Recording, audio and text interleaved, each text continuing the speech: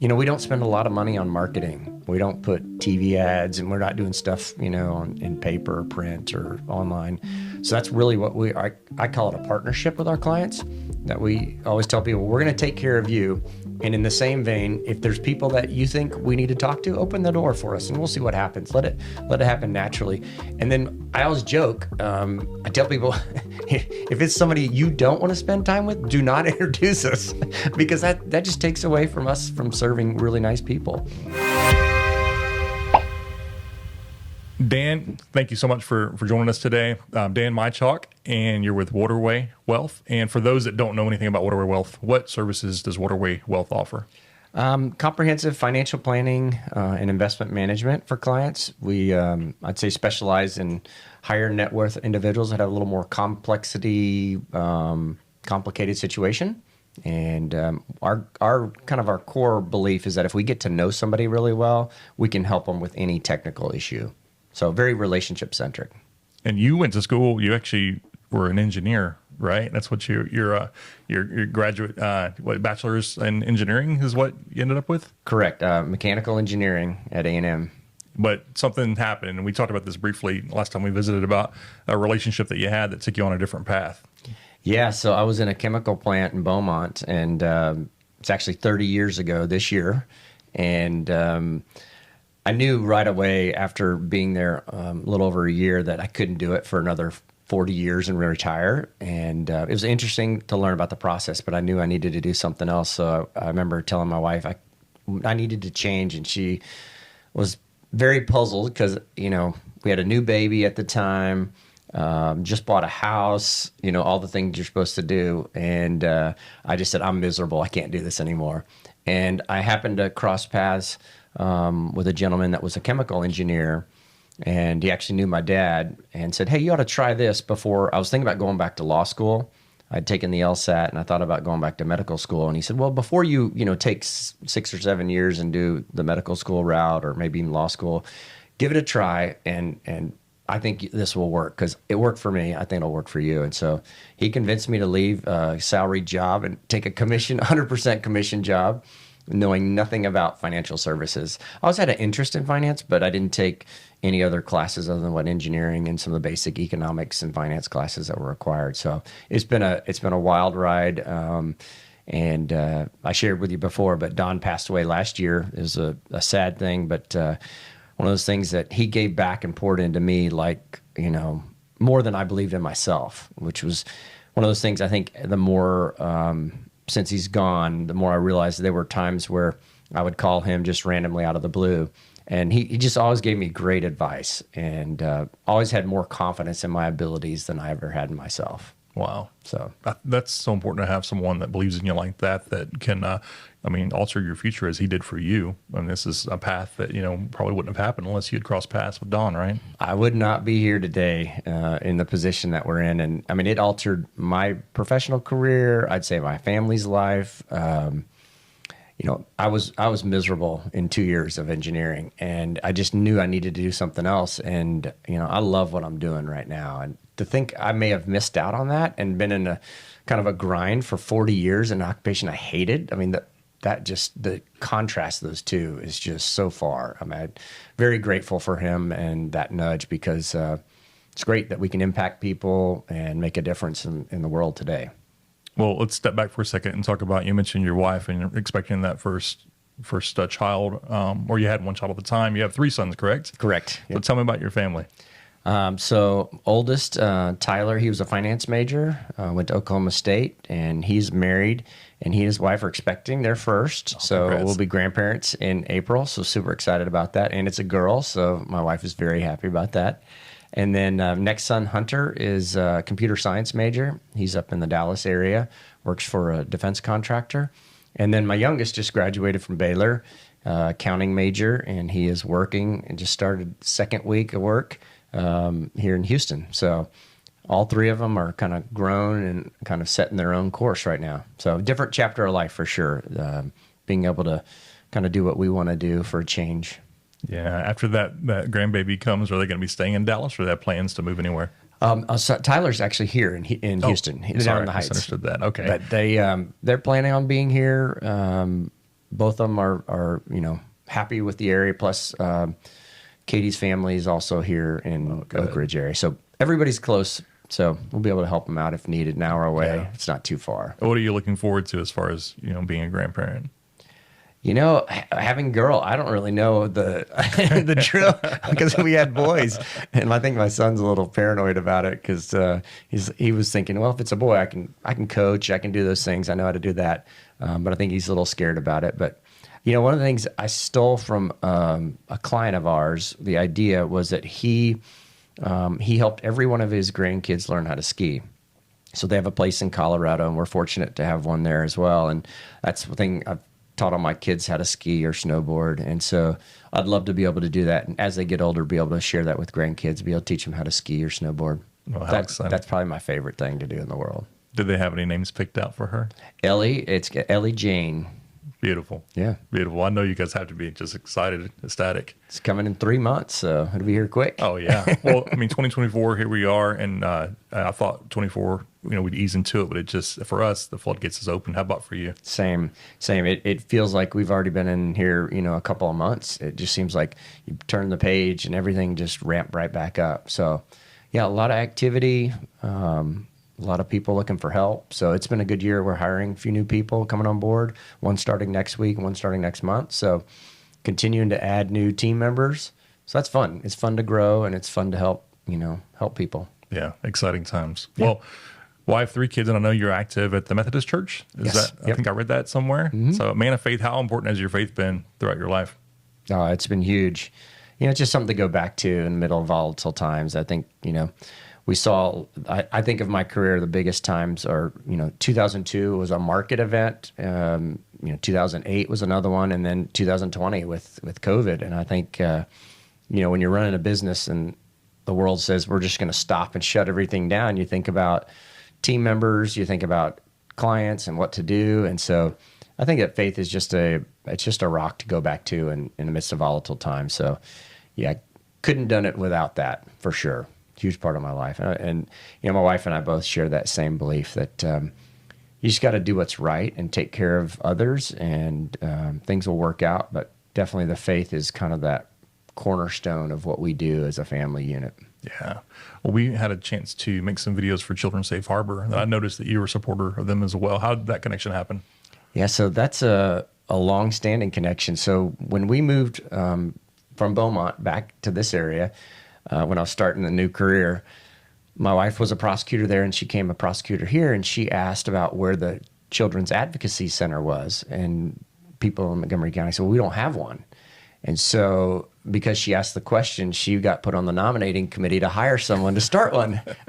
So when they interviewed people, Victoria Constance came through, and Lisa knew right away that was the right fit. And so she was on the original group that helped create Safe Harbor and hire Victoria Constance. So we've been involved since the beginning. I remember writing checks to Children's Safe Harbor, and I had no idea what Children's Safe Harbor was. When we first got married and we moved back over here, I'm like, okay, well, we'll support them. I have no idea what they do. But over time, I got to know Victoria and the organization, and they're just phenomenal people. And it's just amazing how many kids' lives that they touched. Because early on, they would see, 5 cases a month or 10 cases a month. And I think last year they were averaging over 100 cases a month over the last 20 some odd years. Wow. I think 25. Last year was 25 years anniversary. So huge, support to the community and kids that have been abused or neglected. Yeah, they're doing amazing work. Yeah, phenomenal. Well, you mentioned 25th anniversary for them. You also celebrated your 25th anniversary. Is that right? Was it 20th or 25th back in 2022? For Waterway Wealth Management. So we celebrated 10 years in 22.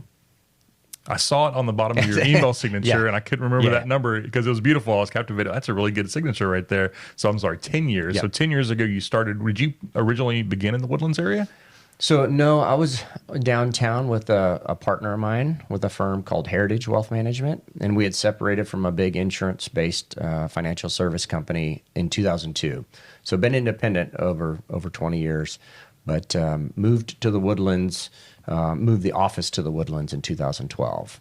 So most of my clients were here. With 3 boys, I was coaching a lot of sports, baseball, football, that type of stuff, and I needed to be closer. I saw the window was closing as the kids were getting older. And, once they get in high school, you don't really participate in the coaching anymore. And so I just felt like I needed to be close. And the partnership there had gone well, but it was kind of time to make a change. So, yeah, I moved up here in 2012, and kind of the rest is history after that. I should have moved probably earlier. I had to do it all over because it was life-changing from a commute perspective. I was about 48 miles one way commuting to the Galleria. Wow. I did that for 10 years. Wow. Yeah. Well, so when did you originally move to the area? 94. Okay. So, yeah, 30 years ago. So that was a completely different Woodlands in 94, wasn't it? It was so different. I was just thinking about, as I was driving over here, we rented a house on Maple Branch right here, less than a mile away from where we are. And just thinking about, kids at, Tyler, we had one child at the time. Lisa was working at the DA's office. And so just how things have changed over that period of time. The mall had just been built in, the year before. There were very few restaurants. I remember the little wooden sign when you drove in on Grogan's Mill. It said the Woodlands. I remember it changing from like 27,000 to 29,000 to 31,000. You could see them, every so often they'd change that wooden sign. So yeah, and Woodlands Parkway dead ended. At Kirkendall, Research dead ended at Greenbridge. So yeah, life was very different in the Woodlands in 94. Well, you've got a beautiful office right over there by the mall area. Where were you before that building? So I've been there the whole time at Waterway, but originally had some space out in Tomball for a period of time, and then went to the Galleria, and then from the Galleria came out to that same building. So I've been in that building. We were on the 3rd floor for a period of time, and then we moved to the 4th floor when Waterway started, and then went up to the 5th floor. So we 3, 4, 5. There's only one more floor to go, so maybe we'll end up at 6.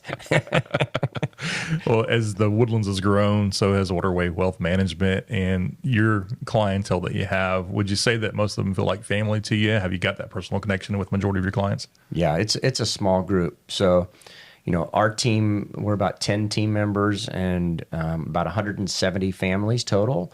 And typically the advisor to client ratio is typically around 150 to 160 families per advisor.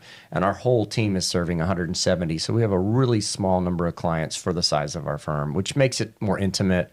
We do know everybody we work with. Nobody's a number. And that allows us to kind of get into I would say, the next level conversations. Not, well, how much do you need? What is your tax situation? It's kind of that next level. What else can we do to drive some other things that are important to you as a family? What other, projects or things do you want to do for your kids, your grandkids, for charities, to make an impact on the world? So I think that's the kind of conversation that's just kind of taking things to the next level. You can't do that when you're working with thousands and thousands of families. And that's when I left that insurance-based investment firm. I think I had 1,500 families assigned to me. Wow. And there was just no way, because what happens in that industry is somebody retires and they dump 300 or 400 clients on you, and then somebody else quits and they dump 100. And so if you just stay around, it's kind of an attrition thing that people end up getting put in your care. And some of them I'd never met. And you're just not going very deep. It's a very kind of a shallow connection with people. And I found out, over time, that was just not something I wanted to do. It just didn't work for me and my personality. So I like to make an impact and get to know who we're working with. Yeah. So Waterway kind of was a culmination of all the things about what I saw in the financial world that I thought was just didn't make sense to me. So. Nice. I think that one of the first times we met you, one of those families was the Gill family. Mm-hmm. And so we got to do a photo shoot there up in your office with the Gills. And I'd met Angie on a previous job with another client. And those are some of my favorite photos because of the authenticity. When you were at the conference table with them, y'all were really just talking about life and, enjoying each other's company. And it didn't feel like it was a business meeting whatsoever. And you can really see that authenticity come out, with their smiles, and as you were cutting up with them. So I think that's important, that relationships that you have with your clients, that being so personal. How many of those relationships have led to referrals for Waterway Wealth Management? Yeah, I mean, that's the only way we've grown is through those introductions. And, we don't spend a lot of money on marketing. We don't put TV ads, and we're not doing stuff, in paper or print or online. So that's really what I call it a partnership with our clients, that we always tell people, we're going to take care of you, And in the same vein, if there's people that you think we need to talk to, open the door for us and we'll see what happens. Let it happen naturally. And then I always joke, I tell people, if it's somebody you don't want to spend time with, do not introduce us, because that just takes away from us from serving really nice people. And so it is definitely a partnership with our clients. And, we ask them to look out for us just like we're looking out for them. So that's the only way we're growing, is through those introductions. That's good stuff.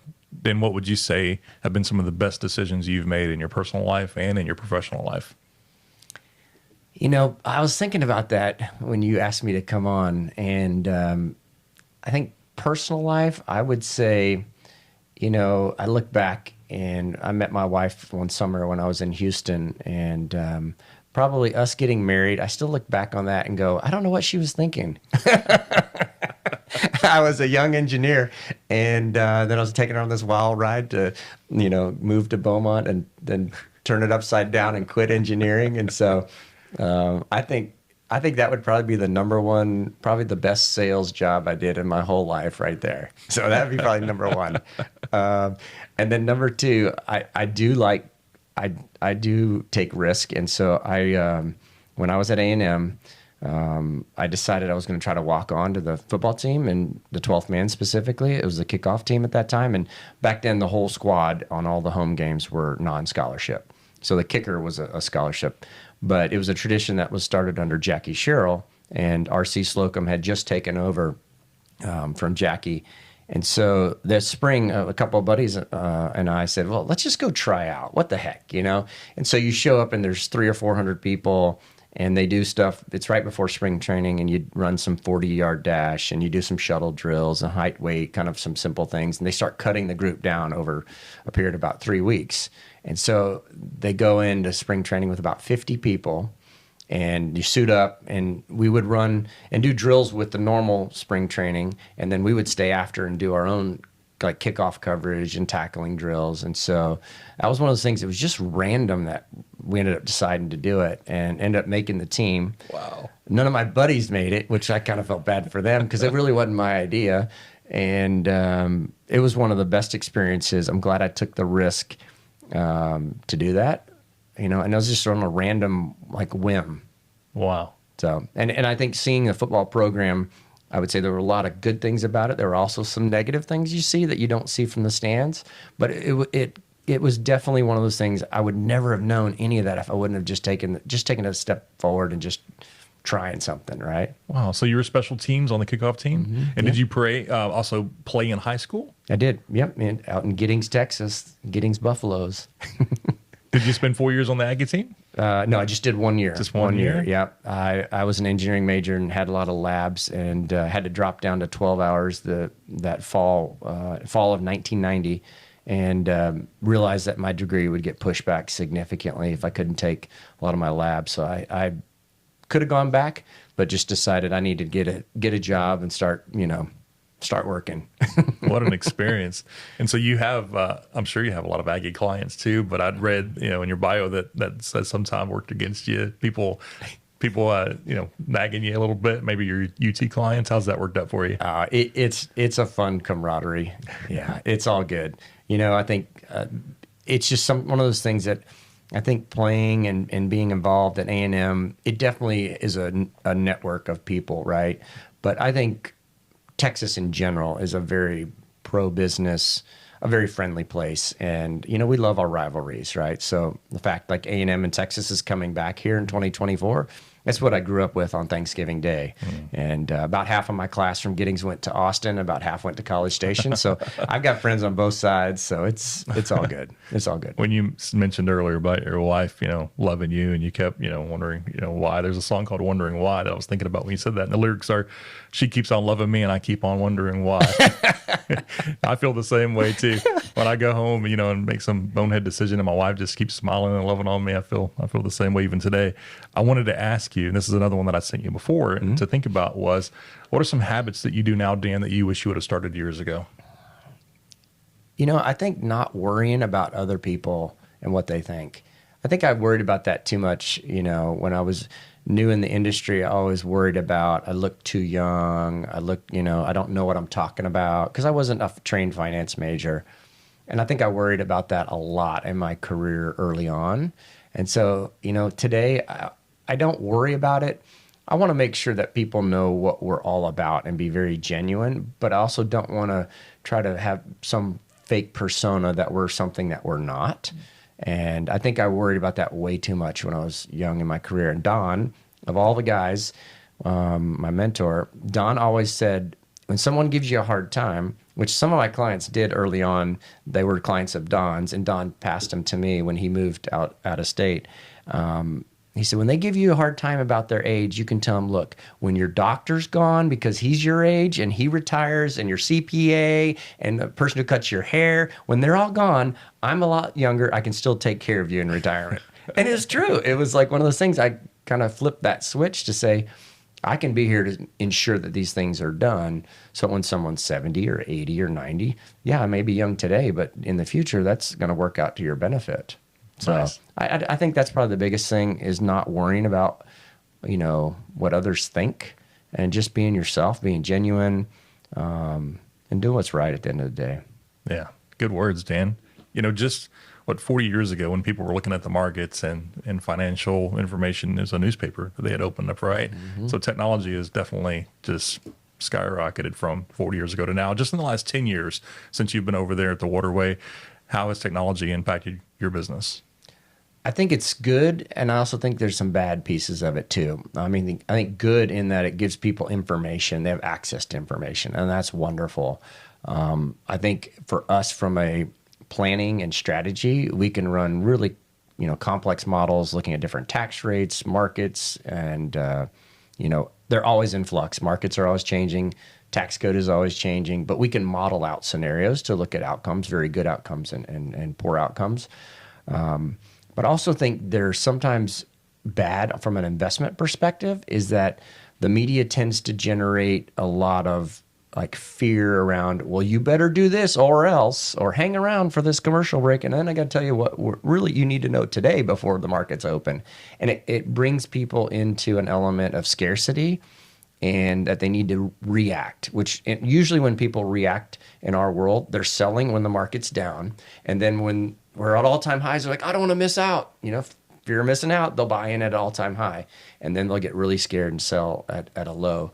So I think for long-term investors, I say this often, is the media is not your friend. Mm. And you have to listen with an eye to say, what is it they're selling? Because usually they're selling something. They might be selling commercials. They might be selling subscription to some sort of website. But usually some of the messages are coming with a backstory that they're trying to sell you something. So I tell people, be skeptical. But I think the access to information is good. I think sometimes how to apply it. The media wants you to apply it in a different way that usually isn't always to someone's best interests. Yeah, I know a lot of what you and your team provides as education for your clients to make sure that they're in the know. But I'm sure you have some emotional clients that will see something on TV and call one of your team members. Does that happen on a regular basis, that they're acting emotionally from something they saw from the media? It's not really bad. I think the first correction, when somebody comes on board with us and they go through a correction, a market event of a 30% or more correction, that first correction is always one where they're little nervous about it. I definitely think 2020 was a big one with COVID and the world shutting down. The market went down 30% in about a month. That is one of those times when people definitely kind of pull back and go, oh my gosh, what do we do? But for the most part, we try to talk through that ahead of time when a person comes on board to say, okay, when the market goes down, we're actually going to be buying. Your reaction is to run, and we're actually going to be leaning in. And, that's what I would say good, patient, long-term investors like a Warren Buffett would do, is they usually make their best decision when the markets are down and everyone is fearful. And his thing is be greedy when others are fearful. Yeah. And fearful when others are greedy. It's, definitely is one of those things that we try to coach people through that. We do get the calls, but it's usually more of, help me understand what's going on. I'm nervous. What do you think? Should we be making changes? And so we can kind of anticipate those that are going to call. We know when they're going to call. So a lot of times we'll reach out proactively and do it ahead of time. Just say, nice. Hey, I know your last quarter wasn't very good. Last month wasn't very good, but here's what we're doing. And usually it's the opposite of what they would have done on their own. That's why you're the expert. That's awesome. Dan, can you describe what does your ideal client or family look like? Well, what's a good fit for Waterway Wealth Management?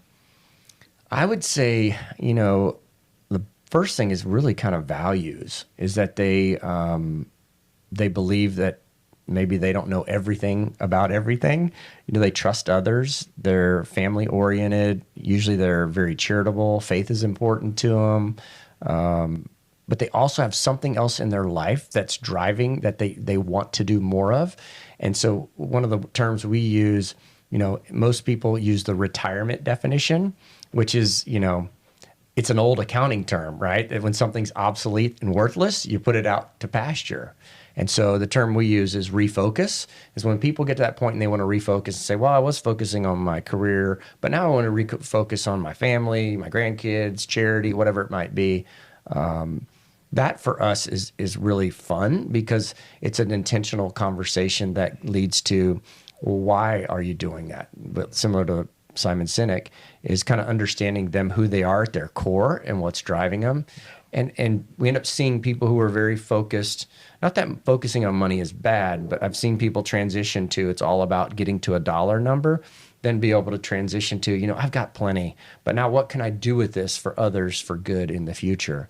And that part of it has just been very rewarding to see. And I think if you have thousands of clients, you can't have those kind of conversations. So that's fun stuff for us. That's where we like to get to. And not everybody gets to that point, right? Mm-hmm. But I'd say number one is, very similar values. They respect people. They respect other people's opinion. And I would say in the financial world, we always provide, here's a potential outcome of this decision. And it's always a client's decision. It's always their money. It's not our decision, but we always give them arguments for things. And at the end of the day, we're going to respect their decision. And so we like to have that mutual respect for each other, that we just treat each other nice. That's kind of the first piece of it. And we do like a little more complexity. So we like when people have stuff that is not your normal stuff. So when someone says, well, hey, I have this and I need to do this, and most advisors would be like, oh, I'm not touching that with a 10-foot pole. We actually like that. So we do work with a lot of small business owners, a lot of executives that have some pretty crazy compensation plans, but a lot of engineers, a lot of, I would say professionals that are they started with Exxon, worked there for 40 years. And that's probably the dominant groups, I would say, that we work with. But I think it goes back to, they have to be the right fit from a personality perspective. Not everybody's a good fit for us, but that's what we find out when we first get to meet people, get to know them. I love it. I love that you're not afraid of a challenge, that you and your team, embrace that, and you look forward to that and solving those hurdles for your customers. And you mentioning, the Simon Sinek, and finding out their why. Mm-hmm. Such a refreshing approach that you're taking, that of not just going for this dollar amount, but what do you really want to do? I love that is your focus on that. And with us in storytelling, and that book was very instrumental in finding out our clients' why as well. What are they trying to achieve with this video or with this media that we're producing for them? So there's got to be just countless stories of the gratification that you've been able to see a plan executed and someone to have the peace of mind to be able to not retire and achieve their why. Can you give us some examples of some of those success stories that you had that were maybe challenged in the beginning, but turned out with a beautiful ending? Mm-hmm. Yeah, we've helped. I would say the most rewarding is usually business owners. So it's one of those things that, when you invest and you start a small business, there's a lot of risk and unknowns and uncertainty. And to watch someone grow their business over a 15 or 20 years, some clients now I've worked with for 30 years. Wow. And to see someone put all that sweat equity in there and then get to a point where they're reluctant, but they know they need to sell the business because they're now, let's say, in their 70s or 80s. We've helped many people walk through that decision of selling their pride and joy. And it's a financial transaction. There's a lot of legal work that goes on to it, but really one of the hardest parts of it is the emotional decision of, I'm labeled in the community as this business owner, whatever it might be. And now my life really isn't about that anymore, and it's transitioning. So a lot of it's intentional conversations around, what are you going to do with, now that you don't go to the office every day, what does the day look like? And getting them to start think through that process as they start to sell it. So that's a very different conversation, and that's fun for us. So we've helped a lot of people through that. But one in particular, a longtime community person here, We went through one set of transactions and the transaction fell through. So as you know, it's like, oh, yay, we're going to sell the business. Oh, no, it's not going to work.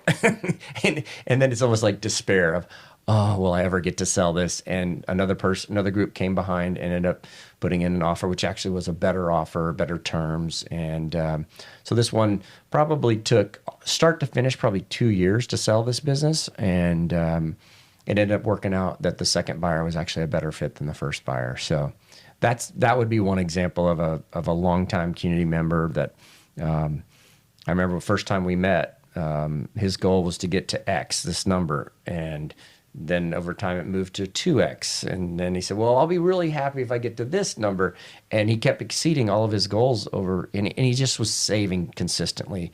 And that's the one thing I think that's underrated today is most people think they're successful and they create wealth by buying the hot stock. So I got to buy, Netflix or Nvidia or Microsoft. And if I hit the home run, then I'll be wealthy. But really our clients, they've gotten wealthy because they saved over a long period of time. They just put money away. And it was more about the habits that made them successful than it was they didn't have some big, inheritance or some hot stock that made them millions. And that's, I would say, across all of our client base is that most people made it kind of the old fashioned way. They just saved their way to it. A lot of patience that needs, you have to have in your line of work. Is that patience something that was, that you already had on a personal level where you're, known to be a patient person, raising your kiddos, or is that just business patience? No, I'm not very patient. I want it to happen now. I think it's learned patience. And kids force that on you. But I think I've always been, and this is can be a positive or negative, but I've always been kind of looking in the future and living in people's future.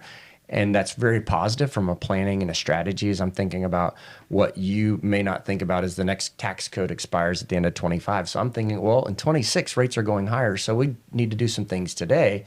So I live in the future from an investment and a tax perspective. And that works well. But on the personal side is it can rob you of the joy of today. So with kids, you say, well, I can't wait until, they can crawl or kids can walk or they can ride a bike or they can play baseball or, all those things you say, I can't wait. And you kind of put a happiness on a, timeline when the reality is it's like it can rob the joy of just being present in the moment right now. 100%. So that's one of the things that I've learned is to be patient and stay in the moment. Yeah. Yeah, I've got this contrast with a 17, about to be 18-year-old and a 9-year-old. And so I see how fast that 17-year-old got, too cool. And now she just wants to be with her friends and we don't cuddle anymore. And I remember there's this cutoff when she didn't want to be tickled anymore. And so my 9-year-old, of course we still have that, but I know it's coming. So it's so refreshing to know, okay, this is going to turn into something similar to this. So while we have this now at this stage, let's embrace every moment of it. And if I could, I'd let her sleep in our bed every single night. But I know it's going to end real soon. But yeah, they grow up fast, don't they? Now you expecting, your first, grandchild, what an exciting time. Yeah, it is. It's fun. What would you say motivates Dan Michalk? What are some, it doesn't have to be one, but what are some motivators for you that get you up in the morning, that keep you, putting your head down and pressing on? It's the reason I left engineering is at my core, I like helping people. I like knowing that they are better off because of some stuff that we did, that maybe I was able to do with the help of other team members. But I think that is the core thing that drives me, is I love seeing people's situation get better. And I didn't see that in the chemical plant. It's like, well, we made this much money, we were profitable, but I just didn't feel like I was making a difference. And at Waterway, we have lots of opportunities with, what happens in people's lives. And everybody's life's messy.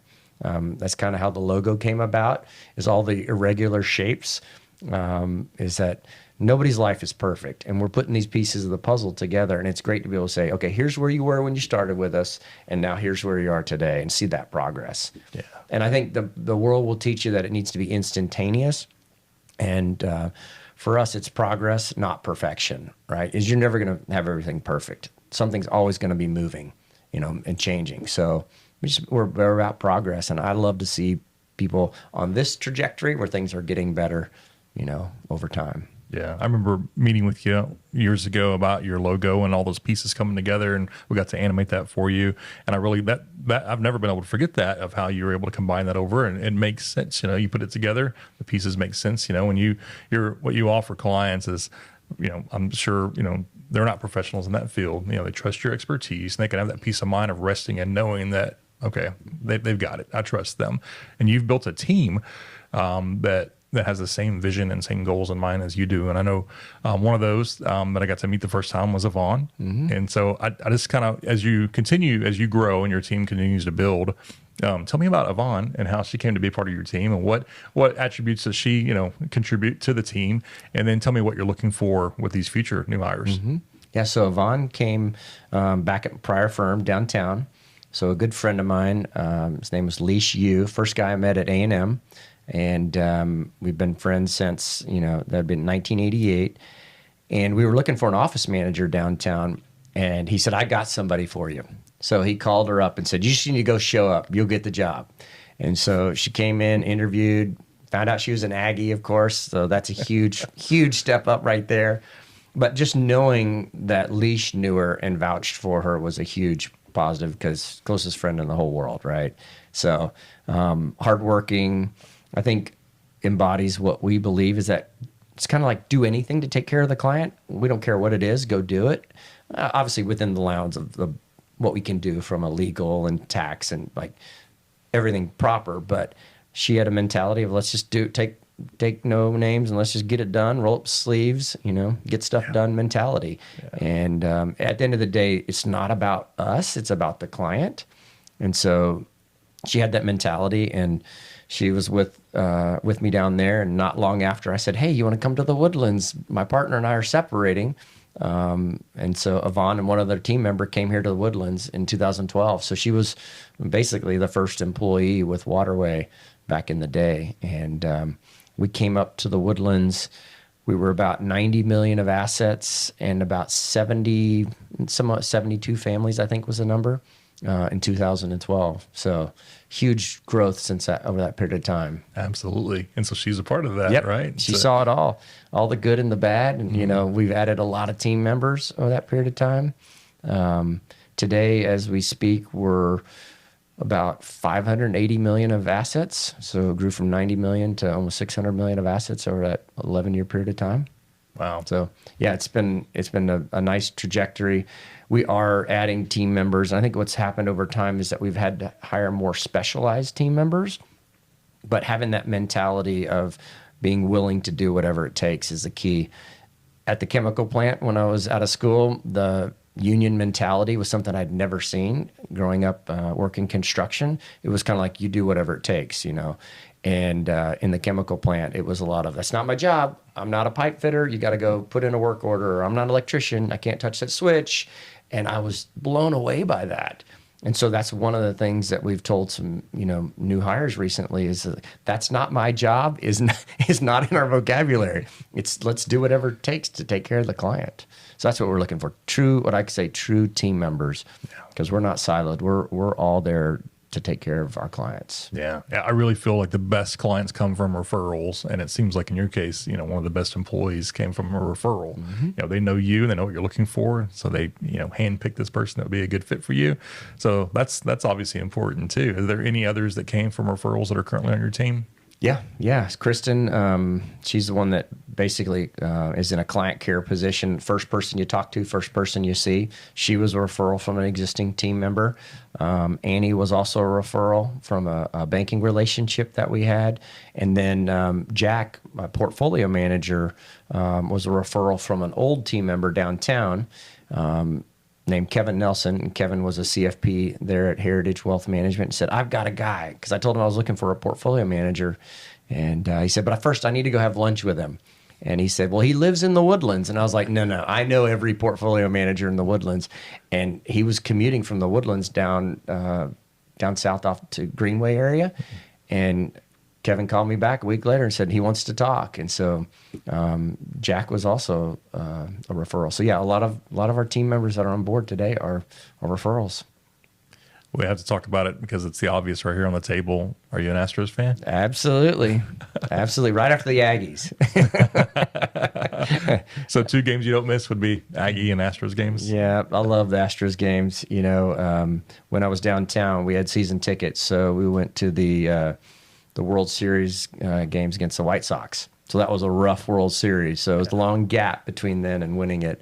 But yeah, it's been a fun ride to watch them and see them put the team together, especially some of the younger, team members. I think that's, bringing back a Verlander and those types of veterans is good, but I love to watch the younger guys come up, and sometimes they stay and, they stay with the organization. Sometimes they move out and go elsewhere, but I think that's what's fun to watch is they just continue to kind of restock the talent. Every year they seem to come up with a competitive team, and, the performance over the last 6-7 years has been just awesome to watch. Yeah, absolutely. Well, a couple years ago, we were just so busy, working on different projects that we weren't spending much time out of the office and relaxing. And so I bought Josh and myself a set of clubs, and we started getting out a little bit and enjoying, the outdoors together. And I know that you're a golfer as well. So is that something that's relaxing for you, or is golfing stressful for you? It's relaxing for me. Yeah. I enjoy I know you're surprised, the relationship side of golf, whether I shoot an 80 or 90 or 100 doesn't matter. It's more being out with people you care about and getting 4 hours together with somebody. Yeah. So it's definitely just a joy. And we've got so many courses in this area, and you can play golf all year round, but I think for me it's more about the relationships I'm with than it is the score. I really don't care too much, but I do like to play. Can be competitive at times when need to, playing some tournaments here or there, but it's really more of a relaxing thing for me, for sure. I was with a gentleman from church, wise man. I think we were on the 6th hole, and I'd already lost 6 balls at this point, all in the water. And so I was getting a little upset. And he looked at me and said, "You're not good enough to get upset. Just enjoy it." And it reminded me of what we were talking about earlier. You want to get to this point, but you're missing the progress. And right now, we're just enjoying the weather and each other's company. And let's just enjoy that for what it is. And balls aren't that expensive, well, depending on which ones you use. But yeah, it's I think relaxing to get outside. And you're right, we have the pick of the litter as far as courses go right in this area. Is that something that you get to do with your clients as well? Yeah, we do. I play in quite a few charity tournaments, supporting organizations here. Haven't played a whole lot lately, as cold as it's been, but I do. I enjoy playing with clients. It's one of those things, whenever I can get out, I do. And the charity stuff's just easy because you don't really worry too much about the score. You just enjoy. You're out there to help the charity, and at the end of the day, the rest of it's icing on the cake. Yeah, agreed. So as we wrap up here, Dan, we're January 2024. What's next for Waterway Wealth Management? What goals do you have? What's coming up in the years to come? Yeah, so we're hiring new team members. We created what I think is a model for our next phase of growth, and it's what we call a pod structure. So it's a way to keep a firm that's bigger feeling small, and so a pod is a lead advisor, an associate advisor, and we call a relationship manager. And so we're going to build out our second pod this year. So that's something new that we haven't done before.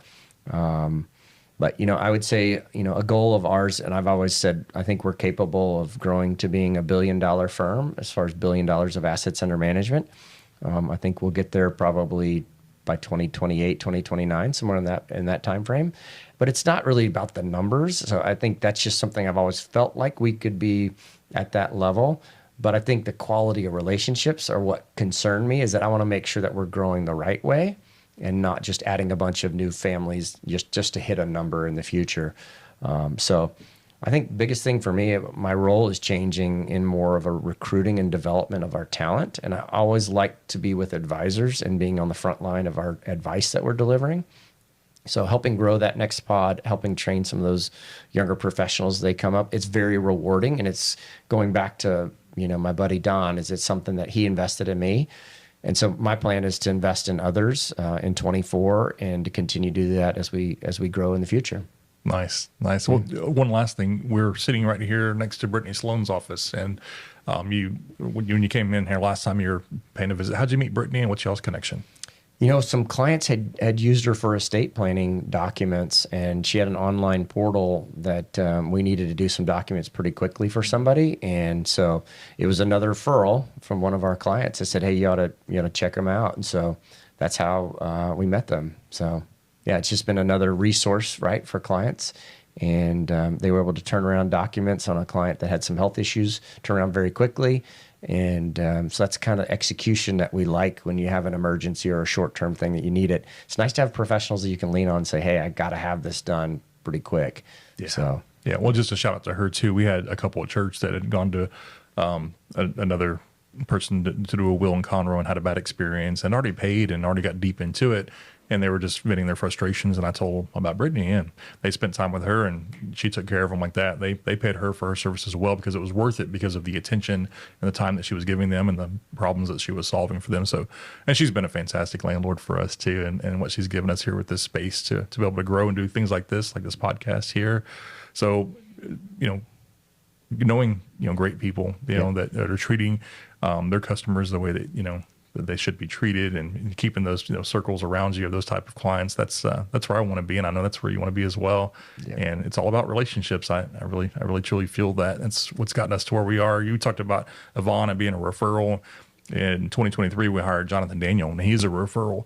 Another company had that worked with us and seen his work and said, you've got to talk to this guy. He's great. And so we brought him in, and we hit it off immediately. And so a lot of our success and growth has come from that hire, bringing in that team member that just had a vision and was ready, to put on any hat, like you mentioned earlier, that, they filled in a lot of, he filled in a lot of gaps and places that we needed some assistance. And it's great to surround yourself with those kind of people. For sure. We agree with you 100%. The relationships, in the community with other professionals, is just a key part of what we do. And so, you've been a part of that, right? You helped us and do some wonderful things and have more stuff coming down the pipe. Dan, besides Children Save Harbor, you also participate in Meals on Wheels. How did you get connected with them?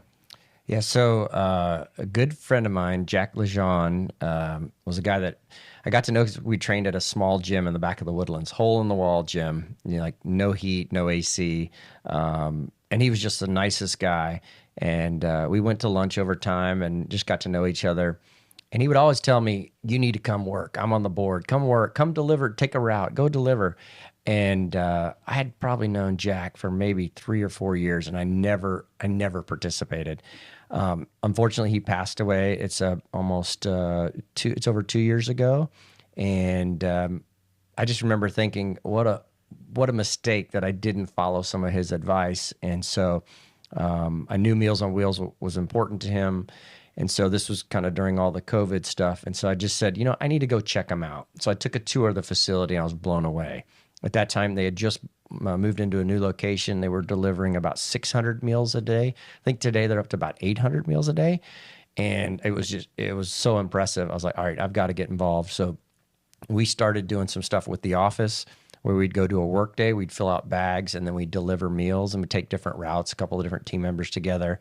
And then on Thanksgiving, we've done this the last 3 years, is we would take Jack's route. He had a route in East County. And there was on that route, there was some dogs and things that you have to worry about. And it's on Thanksgiving Day, and you're knocking on random strangers' doors. But my boys and I, we've made that kind of our Thanksgiving morning tradition, is we got to go deliver, they call them Turkey Day treats. And it's a bag for those seniors there that are in need. And so that's been, just eye-opening, in the fact that we've got people all over here. The routes are in the Woodlands, they're in Magnolia, they're in Conroe, that people that they don't have access to food. And so what they do, and sometimes these seniors, they're the only people they'll talk to all day. It's amazing. You can brighten their day just by going in and saying hello and asking how their day is going. And so that's been super powerful, and I would never have known about it if it wasn't for Jack. And so that's been it's been fun to get our team involved and our family involved in supporting them. But it's a great organization. They do a great job for our community. Yeah, the same satisfaction that you get with helping a family at Waterway Wealth, you see that same smile on the faces when you deliver those bags. Absolutely. It's priceless, especially on Thanksgiving, because, some of these people are not going to see anybody else the rest of the day. And, Thanksgiving for most people is sharing turkey with family. And so, yeah, it's a super rewarding group. We love volunteering there and helping out. Incredible. Well, as you've been in the Woodlands, the area has just exploded. And I know you're connected with the Woodlands Economic Development Partnership. How did that come together? Yeah, so I'd heard of them over the years. They would do an event for elected officials. They called it the Elected Officials Reception. So This goes back to the old Woodlands resort. That's where they used to have it back in the day. And my wife was invited because she was an elected official. So we went a couple years in a row, and I really didn't understand what EDP was. And once I started looking into it, to me, it's somebody that's looking out for trying to grow jobs in our community. And they tend to go after bigger businesses, so corporations that are looking at relocating, and they've been very successful over the years.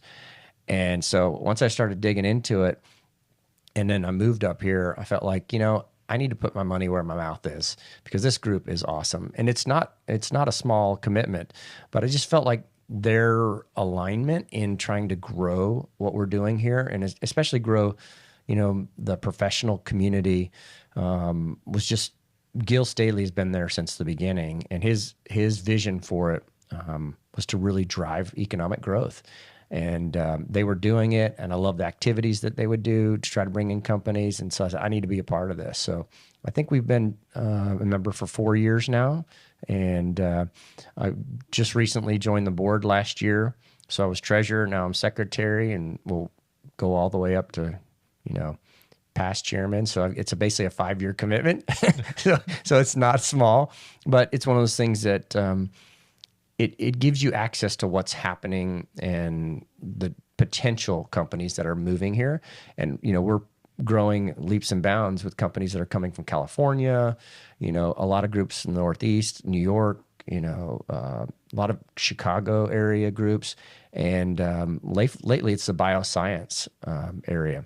So San Francisco, seen a lot of interest from companies there. And that's fun to know kind of what's happening. And not all the projects come, but they always let us know, here's some of the proposals we're putting out to companies that they don't even know who the companies are, but they're requesting, we need this much office space, this much manufacturing.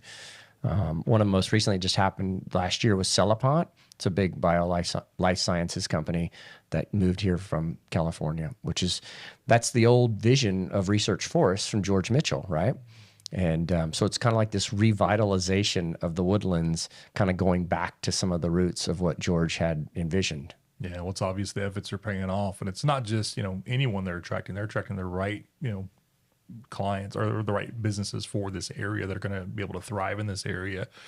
And that whole technology corridor through there, it's amazing to see that grow. And it's really, just in the last 4 years, there's been so much breaking ground for those businesses coming in there. So thank you for what you're doing with that. And I can't wait to see what's coming up. Yeah, there's a lot in the works right now. So hopefully 24 will be a big year of relocating and bringing more people here. Dan, thank you for joining us today. Congratulations on the growing family and the success of the business. I can't wait to see what happens in the coming years. Thank you. Thank you for having me on.